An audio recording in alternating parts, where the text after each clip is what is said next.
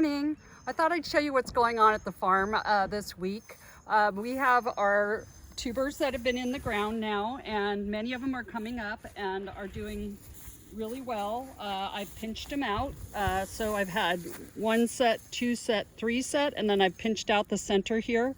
So you can see it's gone. And what's going to happen is I'm going to get a lot of branching. I've already got little branching starting down here and here. So I'm doing that this week. I'm also just checking to make sure that they're coming up. You can see that this variety is an early sprouter, and this one is taking its time. It's still pretty little. So just expect that with your dahlias. Different varieties take different amounts of time to get going. You can see this one over here is just pushing, and this one here, I've checked it, so I know that it's sprouting under the ground, so it's fine, but you can see its friends around it are doing, you know, pushing a little sooner. So that's something I'm looking for. I'm also setting up my twine here. I set up my twine early. It's so much easier to put the twine up when the plants are small. So I've set up 3 different lines here of twine with a zigzag, and that will hold my dahlias once they get big. So these are about 8 inches from the ground, another 8 inch, another 8 inch. And then if I have to go even taller, sometimes I do with the taller varieties, I will do that. So the twining, I'm twining things right now. I'm checking. I go through kind of each day and kind of look at the plants, kind of just walk through like this and just check them. So again, you can see some of them are doing really well, getting kind of nice and big. And then other ones are just pushing the surface, and that's really kind of normal. I'm also swapping out any ones that are not doing well. So ones that I've dug and checked and they didn't have an eye or a gopher got them or something like that, I just have backups. So this one I pre-sprouted, and I'm gonna put this in as a backup here because I lost this one. And that's pretty common. We talked about the importance of doing backups because you can lose them from time to time. So like this one, I would just set in like that, put the dirt around it, the soil around it, make sure I put my stake. I like these little stakes because it shows me exactly where my tag is, and then I stick that into the ground like that. And that's pretty much it. I might, because that has a root system, I can water it now. So probably in a little bit, I will get some water going on that. But again, you can see these guys are much smaller. This guy is, you know, doing well. So we'll go down here. I wanted to show you too that some of these aren't even showing yet, but I have checked them underneath. So you can see, I just, how I check, I think I've shown this before, but I just pop it up like that, and then I check my tuber for an eye. And this one looked like it had an eye. Now I'm thinking maybe it doesn't. So if it doesn't, and you're sure it doesn't, then what I do is I lay this here like this, and then I will try to replace that with the same variety if I can. So I'm going to show you here another one that came up.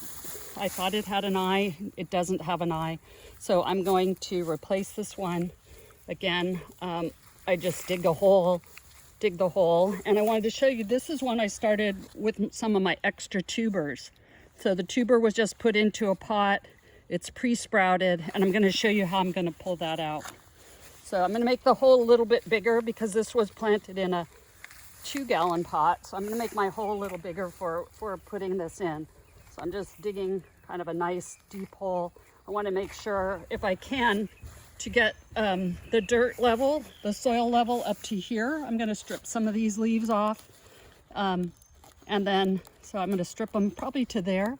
And I'm going to plant it right into the soil about this deep, and the tuber will go all the way into the ground.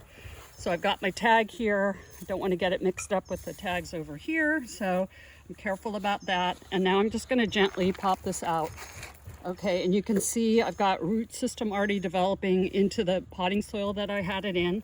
So I'm going to try to keep this together. If it fell apart and it was just the tuber and the roots, that would be fine too. So now what I'm going to do is just gently place this into the soil. I think I should actually plant it a little deeper, and you can see I'm losing some of my soil. That's fine. I'm going to plant it. I just want to get it down a little deeper. So more like that. So you can see where it is. It's going to be right there with at the soil level.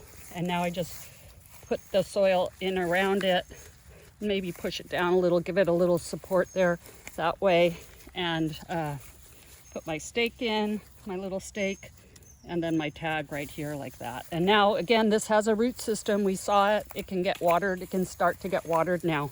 So that's a good replacement. You can see it's kind of similar in size to these guys, which is a good idea when you're putting replacements in. If I put a tuber that wasn't sprouted here, it's a good chance that these guys would be big plants. They'd probably be at least a month ahead, and this guy would never have a chance. But if you put in your your replacements at about the same size, then they all grow together. So the last one I wanted to show you is this is one I made from a cutting. And what I'm going to do is I'm going to remove some of those lower leaves again and place it down kind of deep, because it got a little bit leggy here, a little bit. And also I want to show you how I'm going to pinch this one out, because it hasn't been pinched out yet. So you go 1 set, 2 set, 3 set, and then you take this grow tip right here that's going, you just hold on to it and bend it over and pull it off. And so now that is called disbudding. I mean, pinching out. Sorry, lost track of that word. Yeah, pinching out, and you only need to do that once. So I'm going to dig this pretty deep so I could see, oh no, that's not quite deep enough, so I'm going to go even deeper. I like my little hory tool too. It's a nice one for digging if you need to do this. It's pretty easy to do. So that looks good to me. So again, I'm just going to hold my hand like this, flip it over, give it a pinch, and you can see it's got a lot of nice roots going, even has little tubers forming already. And I'm going to get this into the soil here.